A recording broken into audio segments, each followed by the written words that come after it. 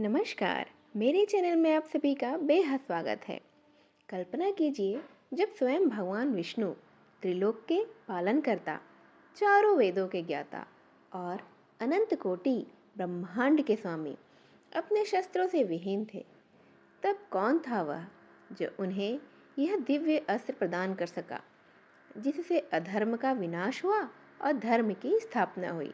कौन था वह जो विष्णु को स्वयं तपस्या करने पर विवश कर दिया, और क्या थी वह रहस्यमय कथा, रहस्यमय तपस्या, जिससे सिर्फ एक फूल की कमी से भगवान को शिव की कृपा टलती दिखी। आज की कथा है सुदर्शन चक्र के उत्पत्ति की, एक ऐसी कहानी जिसमें शिव, विष्णु और एक राक्षस तीनों के बीच गहरी घड़ी छिपी हुई है। तो इसे सुनने से पहले आप मेरे चैनल को लाइक और सब्सक्राइब कर दीजिए। साथ ही कमेंट बॉक्स में हर हर महादेव ज़रूर लिख दीजिएगा। आप जानने जा रहे हैं उस दिव्य हथियार की कहानी जिसने रावण से लेकर कंस और शिशुपाल तक सबका अंत किया। सुदर्शन चक्र की यह चक्र विष्णु को यूं ही नहीं मिला था। इसके पीछे है एक तपस्या, 999 फूल, एक अधूरा संकल्प, एक शक्तिशाली राक्षस और अंत में शिव की अनोखी परीक्षा। पुराणों के अनुसार एक बार एक अत्यंत ही शक्तिशाली राक्षस उत्पन्न हुआ। उसका नाम था बाला। यह राक्षस ना तो किसी सामान्य शक्ति से मारा जा सकता था और ना ही किसी अस्त्र से। उसने यज्ञों को बाधित करना शुरू कर दिया, देवताओं को भी पराजित कर दिया और ब्रह्मा, विष्णु और महेश सबको चुनौती दे दी। जब त्रिलोक संकट में आया, तब भगवान विष्णु को समझ आया, इस बार न सिर्फ शौर्य बल्कि एक ऐसे दिव्य अस्त्र की आवश्यकता है जो धर्म और समय की मर्यादा से परे हो। भगवान विष्णु ने ब्रह्मा जी की सलाह पर शिव जी की आराधना का संकल्प लिया। उन्होंने काशी के मणिकर्णिका घाट पर 1000 वर्षों तक घोर तप किया।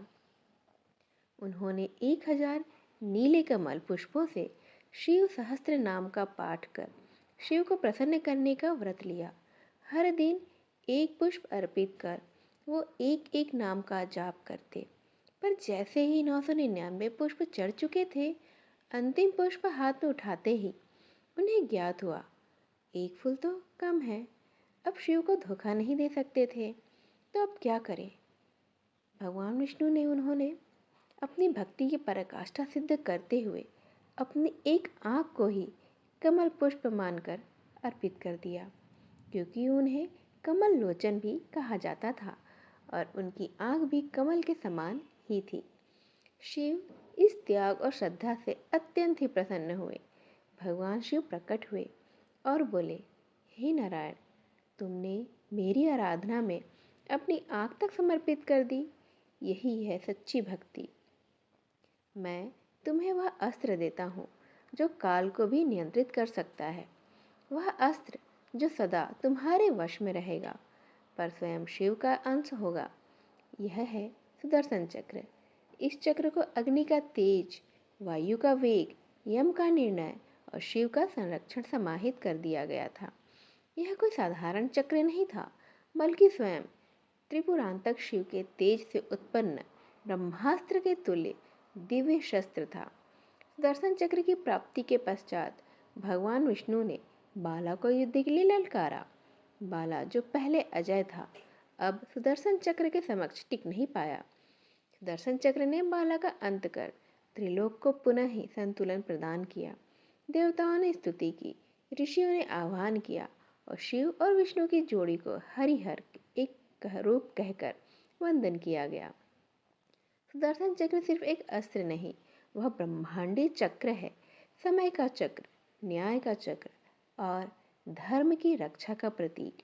इसका तेज इतना अधिक होता है कि यह शत्रु को न केवल नाश करता है, बल्कि अधर्म की हर छाया को भी भस्म कर देता है।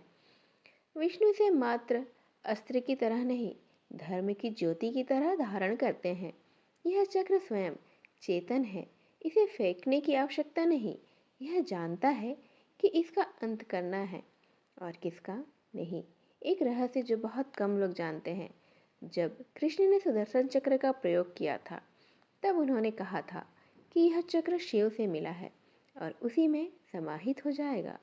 जब अधर्म का पूर्ण नाश हो जाएगा, सुदर्शन चक्र को आप जितना बाहर देखते हैं उससे कहीं ज़्यादा यह एक आंतरिक शक्ति का प्रतीक है, हमारी आत्मा में विद्यमान तेज, जो हमारी बुराइयों को समाप्त कर सकता है। तो अब आप जान गए हैं कि क्यों शिव और विष्णु को अलग समझना एक भूल है। शिव की भक्ति से मिला विष्णु को यह अस्त्र, जिससे उन्होंने काल और अधर्म दोनों को जीता। अगर यह कहानी आपको पसंद आती है तो मेरे चैनल को लाइक और सब्सक्राइब ज़रूर कर दीजिएगा और कमेंट बॉक्स में हर हर महादेव ज़रूर लिख दीजिएगा। आज की वीडियो यहीं तक। ऐसे ही और वीडियो के साथ मैं आपसे फिर से मिलने आऊँगी। तब तक के लिए नमस्कार।